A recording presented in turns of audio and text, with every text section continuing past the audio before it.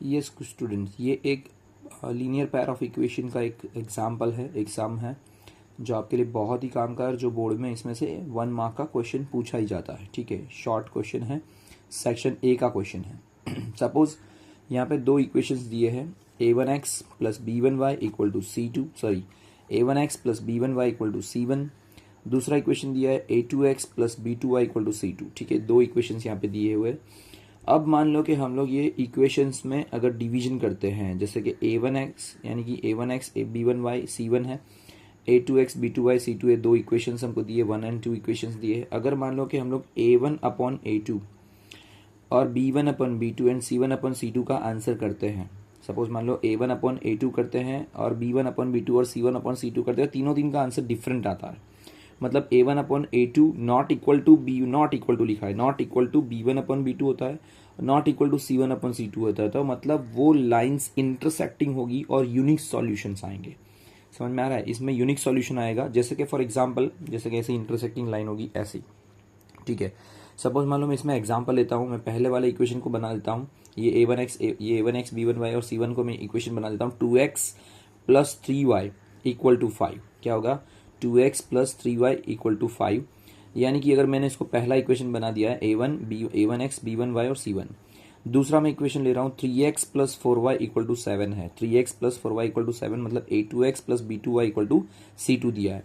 अब मैं ये दोनों देखिए, पहला वाला है वो a1 वाला है, दूसरा वाला है a2 है, तो यहाँ पे a1 क्या बन जाएगा 2, a2 क्या बन जाएगा 3। ठीक है, तो a1 upon a2 equal to 2/3 हो जाएगा।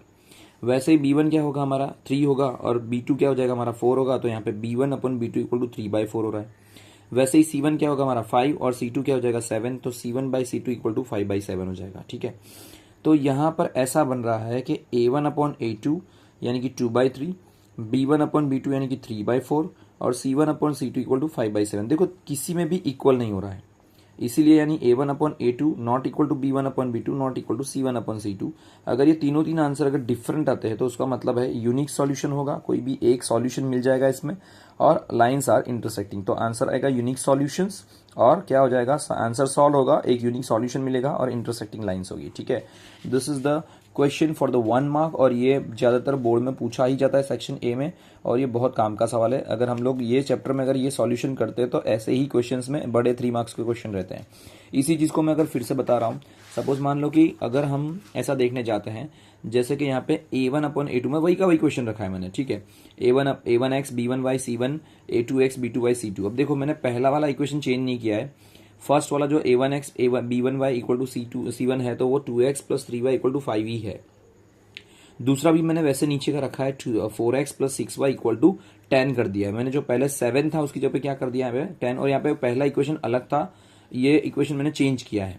तो देखिए अगर मैं इक्वेशन ऐसे चेंज करता हूँ, अब मैं a1 upon a2 b1 upon b2 और c1 अपॉन c2 करता हूँ, और अगर तीन इक्वल आते हैं कैसे, जैसे कि a1 की वैल्यू है 2, a2 की वैल्यू है 4, b1 की वैल्यू है 3, b2 की वैल्यू है 6, c1 की वैल्यू है 5 और c2 की वैल्यू है 10। ठीक है, तो यहाँ पे बन जाएगा, अगर मैं वैल्यू डालने रख रहा हूँ तो 2/4, क्योंकि यहाँ पे 2 और 4 आ रहा है, 2/4 ये हो जाएगा 3/6, ये हो जाएगा 5/10। ठीक है, तो a1 है 2, a2 है 4, तो a1 अपॉन a2 हो जाएगा, 2 के टेबल में 4 आता है तो 2 2 जा।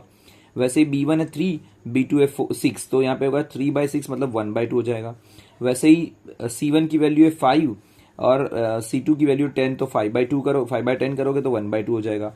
मतलब सभी का answer a1 upon a2 equal to b1 upon b2 equal to c1 upon c2 रहा है, सभी का आंसर सेम आ रहा है 1/2 1/2 1/2। देखिए यहाँ पे देखिए इसे पता चल जाता है, ये है पहला equation 2x plus 3y equal to 5, उसका सीधा का सीधा नीचे का इक्वेशन डबल है, देखिए 2 2 जा 4, 3 2 जा 6, 5 2 जा 10। मतलब यहाँ पे ही देख लेना है आपको, इक्वेशन यहाँ पर ही शॉर्ट आउट कर लेना है कि 4x plus 6y equal to 10। मतलब ये अगर इससे डबल इक्वेशन दिया है, 3 टाइम दिया है, तो 4 टाइम्स दिया है, वॉट एवर एल्स, अगर यहाँ पे या उसका हाफ दिया है, तो अगर ये दोनों ही इक्वेशन यहाँ पे डबल या सेट हो रहे हैं तो मतलब ये ऐसा हो जाएगा कि a1 upon a2 equal to b1 upon b2 equal to c1 upon c2। तीन आंसर अगर सेम आ रहे हैं तो उसमें इन्फिनाइटली मैनी सॉल्यूशंस होंगे और कोइंसिडेंस लाइंस हो जाएगी, कोइंसिडेंट लाइन हो जाएगी। ठीक है, मतलब ऐसी लाइन बन जाएगी, देखेंगे तो एक के ऊपर एक जाने वाली लाइन्स हो जाएगी। ठीक है, बस इसी तरीके से आपको देखना है। देन अगर मैं तीसरा पॉइंट आउट ले रहा हूँ कि अगर a1 अपॉन a2 करते हैं, b1 अपॉन b2 करते हैं और c1 अपॉन c2 करते हैं, लेकिन पहले दो इक्वल आ रहे हैं, तीसरा वाला इक्वल नहीं आ रहा है। जैसे कि मैं एग्जांपल ले रहा हूँ 2x plus 3y equal to 5, दूसरा इक्वेशन है 4x plus 6y equal to 12 दिया है। यहाँ पर देखिए इसका डबल हो रहा है 2 2 ज़ा 4, इसका डबल हो रहा है 3 2 ज़ा 6, मतलब ये दोनों डबल हो रहे हैं, पर यहाँ पे 5 के टेबल में 12 नहीं आता है। इन शॉर्ट कहने का मतलब ये है कि a1 अपॉन a2 करोगे तो 2/4 यानी 1/2 आंसर आ रहा है, b1 अपॉन b2 करेंगे तो 3/6 यानी कि 1/2 आंसर आ रहा है, क्योंकि 2 2 ज़ा 4 होता है, 3 2 ज़ा 6 होता है, तो 1/2 सेट हो रहा है। पर c1 अपॉन c2 करे तो 5/12 आंसर आ रहा है, और 5/12 ये दोनों के साथ मैच नहीं हो रहा है। इन शॉर्ट ये दोनों पहले वाले दो इक्वल हो रहे हैं, a1 upon a2 equal to b1 upon b2 रहा है, लेकिन c1 अपॉन c2 इक्वल हो रहा नहीं है। तो वैसे सिचुएशंस में ये दोनों बन जाएगी पैरेलल लाइंस, और उसमें नो सॉल्यूशंस, कोई भी सॉल्यूशंस नहीं होगा। पैरेलल लाइंस मतलब ऐसी लाइंस होगी जिसमें कोई सॉल्यूशंस आएगा नहीं, ठीक है। तो आपको इस तरीके से इसको शॉर्ट आउट करके देखना है। ये 1 मार्क का क्वेश्चन है, ये तीनों में से कोई भी एक पूछा जाता है, ठीक है। Thank you so much.